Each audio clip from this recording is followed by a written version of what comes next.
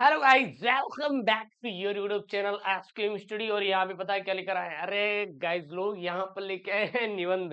अरे करेजा, निबंध गुरुजी पेपर में आएगा, बिल्कुल आएगा यार, बिल्कुल आएगा मेरे प्यारे बच्चों। ये हमारे पेपर में आएगा गुरुजी। 22 फरवरी के दिन आएगा। सर कितने नंबर का आने वाला? अरे गुरुदेव, इतना नंबर का आता है, सबको पता है गुरुजी। मेरे उनको भी पता है, लेकिन उन्होंने कॉल करके बताया गुरुजी ये आएगा, इसीलिए मैं गुरुजी इसको तैयार करूंगा। बिल्कुल आपका आएगा निबंध लेखन। और ये निबंध लेखन जो मैंने इसमें लिखने की शैली बताई है, भाई साहब, ये अगर इम्प्लीमेंट करते हैं ना, तो नंबर भर भर के आपको मिलेंगे, नंबर आपको भर भर के मिलेंगे। लेकिन जो यहाँ पे मैं आपको तरीका बताया हूँ, इसको अपनाना पड़ेगा। और ऐसी सेम टू सेम आपको क्या है, करना पड़ेगा। कोई दिक्कत आए तो आपको क्या कर देना है भाई, कमेंट कर देना है। एक प्यारा सा अपना क्या कर देना है, कमेंट कर देना है। और चैनल को सब्सक्राइब कर देना है। 22 फरवरी का एकदम वायरल वाला प्रश्न है, ये तैयार करके जाना है। और ये जो मैं आपको निबंध लेखन बताने जा रहा हूँ, ये 22 फरवरी की हिंदी के पेपर में देखने को मिलेगा। अब हिंदी के लिए तैयार हो जाइए, क्योंकि अब आपके पास टाइम बहुत कम है। और बचे हुए टाइम में आपको अच्छा नंबर स्कोर करना है यार, हमारे साथ अच्छा नंबर स्कोर करना है तो करना है गुरुजी। और हमें कुछ भी नहीं सुनना। और हाँ, हिंदी में जो आपने टारगेट बनाया है कि हमें सर चाहिए कितना, 100 में चाहिए गुरुजी मुझे 90 नंबर, 85 नंबर, 75 नंबर, या फिर गुरुजी 33 नंबर, जो भी आपका टारगेट है यार, फिक्स करके अपने घर के सामने चिपका दो, जहां पे आप रूम के सामने चिपका दो। और उसको डेली देखिए, और वो आपका टारगेट पूरा होगा, मैं करवाऊंगा, ठीक है ना। देखिए, जो प्रश्नोत्तर संख्या 14 होगा क्लास 12th में, वो आपका निबंध लेखन पे रहेगा। एक मैं चीज यहाँ पे बताना चाहता हूँ, इंग्लिश में आर्टिकल आएगा और हिंदी में आएगा आपका निबंध। निबंध को अपने तरीके से लिख सकते हैं, लेकिन आर्टिकल में अपने तरीके से नहीं लिखेंगे, बल्कि बनाकर लिखेंगे। जो है वही लिखेंगे। जैसे कि गाय के 4 पैर होते हैं, अब आप आर्टिकल में 4 पैर होते तो होते हैं, अगर हिंदी में लिखना है, हिंदी में लिखना है तो ठीक है। और कुछ सजेशन आप दे सकते हैं अलग से, ठीक है ना। मान लीजिए कुत्ते के कितने पैर होते हैं, 4 पैर, तो अगर वो 4 पैर है तो है किसमें, आर्टिकल में। लेकिन निबंध में क्या करेंगे भाई साहब, 4 पैर नहीं 5 पैर भी दे सकते हैं सर जी, कोई दिक्कत नहीं हमें। तो आप बढ़ा सकते हैं किसमें, निबंध में। तो निबंध में अपने आप जोड़ को मतलब जोड़कर भाषा शैली लिख सकते हैं, लेकिन आर्टिकल में ऐसा नहीं होता। इस बात का हमेशा ध्यान दीजिएगा, यही अंतर है। यहाँ पे प्रश्न आपका क्या रहेगा, निम्नलिखित विषयों में से किसी एक पर अपनी भाषा शैली में क्या लिखिए, निबंध लिखिए। और ये निबंध सबसे इंपॉर्टेंट वाला है, तैयार करके जाइएगा, बाद में मत बोलिएगा।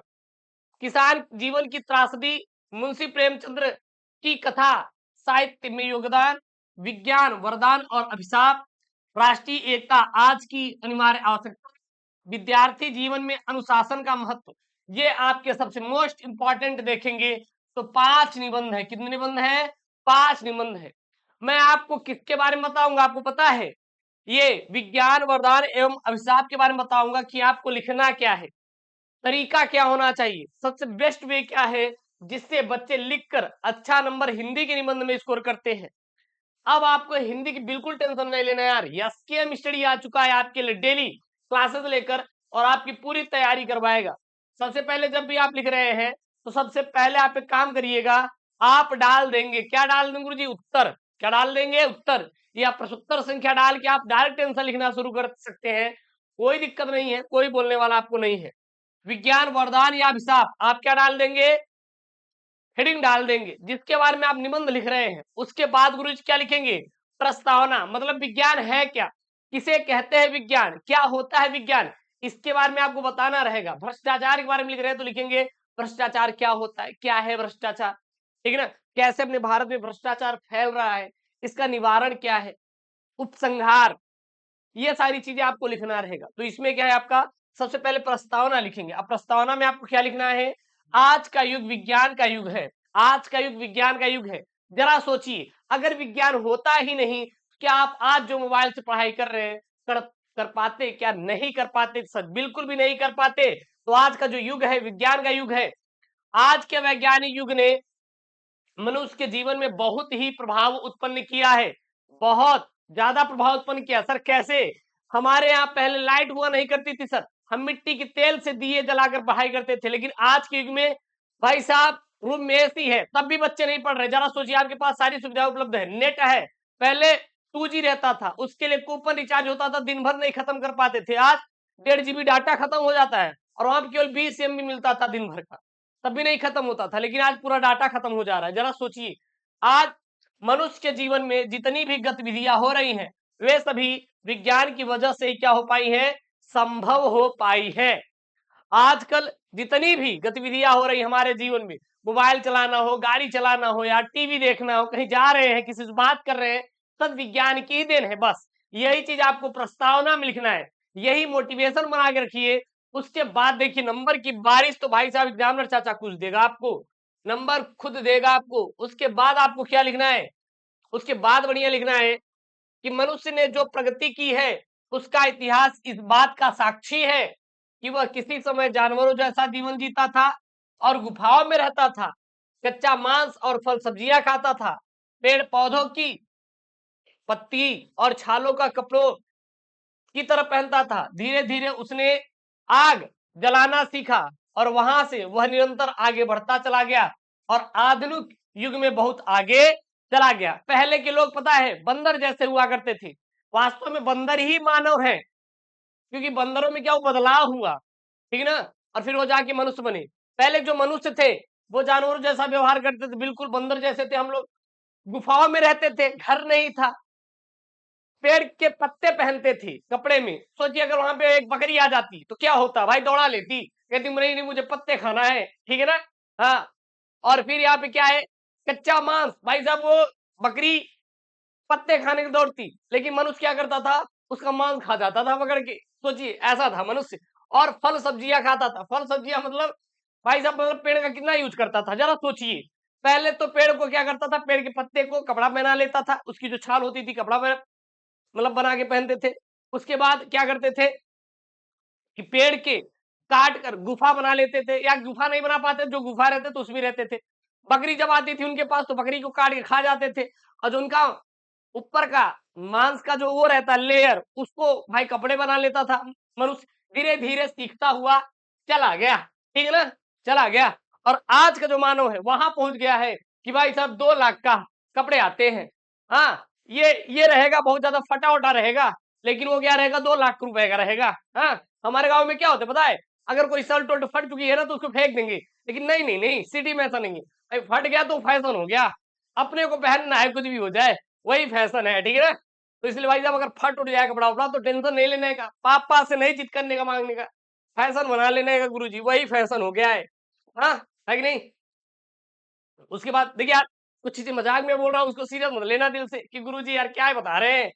अब देखिए विज्ञान का कहाँ कहाँ उपयोग है, तो विज्ञान ने परिवहन के क्षेत्र में भी बहुत सारी हमें सुविधाएं दी है।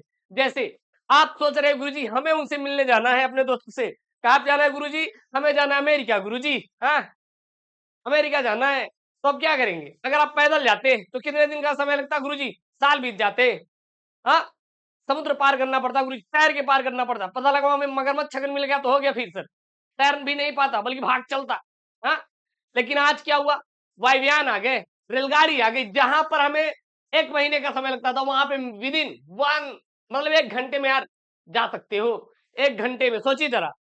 तो इसमें क्या लिखेंगे, पहले लंबी यात्राएं दुरूह स्वप्न सी लगती थी, किंतु आज के रेल मोटर और वायुयानों ने लंबी यात्राओं को अत्यंत सुगम और सुलभ कर दिया। पृथ्वी ही नहीं, आज के वैज्ञानिक साधनों के द्वारा मनुष्य ने चंद्रमा पर भी अपने कदमों का क्या कर दिया, निशान बना दिया है। और संचार के क्षेत्र में विज्ञान ने कैसी प्रगति की है, जैसे कि आप उनसे बात करना चाहते हैं गुरुजी इंस्टाग्राम पे अपने दोस्तों से, तो आप क्या करेंगे, चैटिंग करेंगे गुरुजी।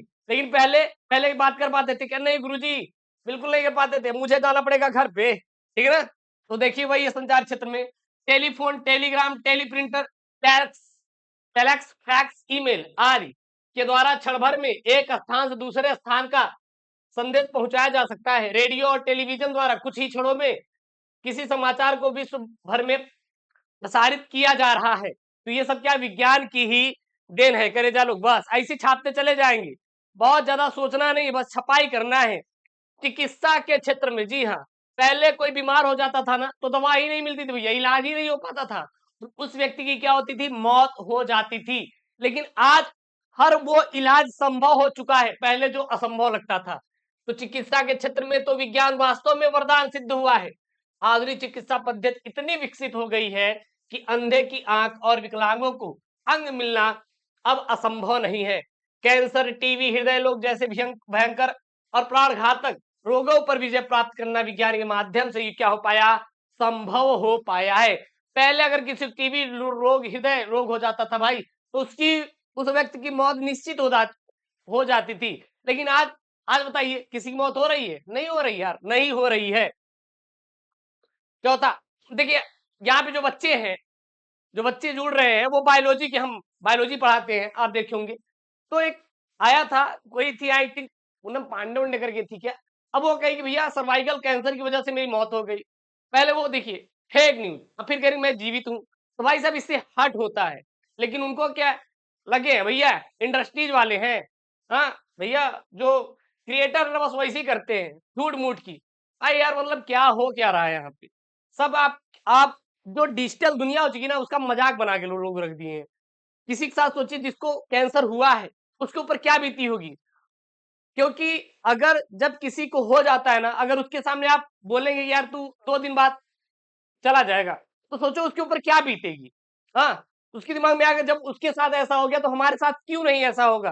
तो ये घटिया चीजें हमारे मार्केट में चल रही हैं। तो भाई साहब अब क्या बोला जाए किसी के बारे में? कभी बायोलॉजी के जो जन स्वास्थ्य है, उसमें मैं बताऊंगा ना, तो उसमें मैं आपको बताऊंगा ये होता क्या है और कैसे व्यक्ति की इसमें मौत हो जाती है और कैसे बचाया जा सकता है। खाद्यान्न के क्षेत्र में, कैसे हम अन्न उत्पादन, उसके संरक्षण के मामलों में आत्मनिर्भर होते जा रहे हैं। इसका श्रेय आधुनिक विज्ञान को ही है। विभिन्न प्रकार के उर्वरकों, कीटनाशक दवाओं, खेतों के आधुनिक तथा सिंचाई संबंधित कृत्रिम अवस्था ने खेतों को अत्यंत सरल व लाभदायक बना दिया है। ठीक है ना? और उद्योगों के क्षेत्र में, अब उद्योगों के क्षेत्र में कैसा किया इन्होंने? उद्योगों के क्षेत्र में विज्ञान ने क्रांतिकारी परिवर्तन किए हैं। विभिन्न प्रकार की मशीनों ने उत्पादन की मात्रा में कई गुना क्या कर दी है?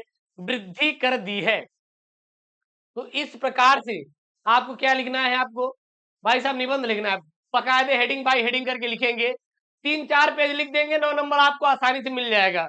एक बात याद रखिएगा, अगर मैं आपको 10 रसगुल्ले दूं, 10 रसगुल्ले खराब रहे, तो क्या आप खाएंगे? क्या आप बिल्कुल नहीं खाएंगे? अगर मैं एक रसगुल्ला दूं तो उसको आप खा लेंगे। तो आप लिखो ऐसा कि भाई साहब एग्जामिनर को समझ आए। अब ये नहीं कि आप भरते चले जा रहे पेजेस, समझ में आ नहीं रहा, तो कोई मतलब नहीं हुआ लिखने का। तो उतना ही लिखिए जितना उनको उसको समझ में आ जाए। और first impression is the last impression, पहला प्रभाव ही अंतिम प्रभाव होता है। बड़ा सफाई के साथ आप लोग लिखिएगा, हेडिंग के साथ। लास्ट वाला भी यही बीच में चाहे जो भर दीजिएगा, कोई दिक्कत नहीं है। और ऐसी वीडियो पाने के लिए यार चैनल को सब्सक्राइब करो, वीडियो को लाइक करके एक बार फटाक से क्या कर देंगे, शेयर कर देंगे, करे जा लोग।